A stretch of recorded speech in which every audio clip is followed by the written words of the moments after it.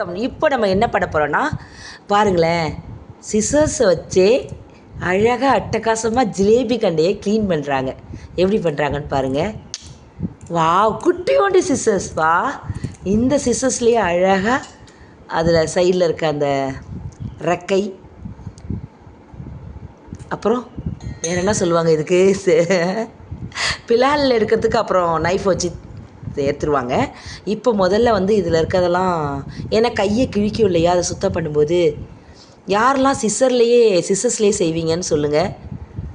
அழகாக செய்கிறாங்க பாருங்களேன், சூப்பராக இருக்குல்ல. யாரெல்லாம் இந்த மாதிரி செய்வீங்கன்றதை சொல்லுங்கள்.